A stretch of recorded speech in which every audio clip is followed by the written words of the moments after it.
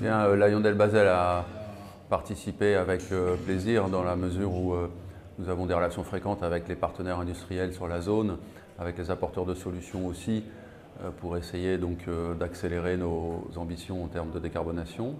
Concrètement, nous avons des plans de réduction de CO2 sur les deux sites LyondellBasell de la zone, à Fos et à Berre, qui font l'objet de contrats de transition écologique signés avec le gouvernement en 2023 et qui comportent un certain nombre de projets bien avancés par lesquels nous devrions arriver à réduire nos émissions de CO2 de l'ordre de 30 à 35% d'ici à 2030.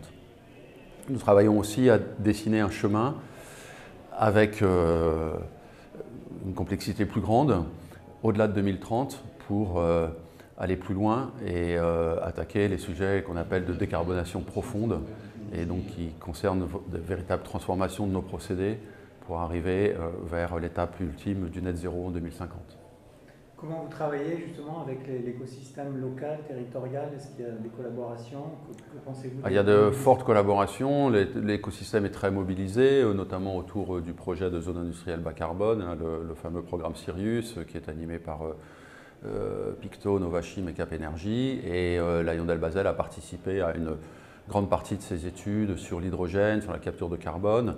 Le sujet du développement des infrastructures est évidemment extrêmement important pour nous. Alors nous sommes émetteurs, nous n'allons pas développer les infrastructures à la place des autres, mais nous suivons de très près tous ces développements qui nous permettront d'accéder à une part d'hydrogène, une part de capture carbone en fonction du chemin qui reste à tracer, comme je le disais, au-delà de 2030.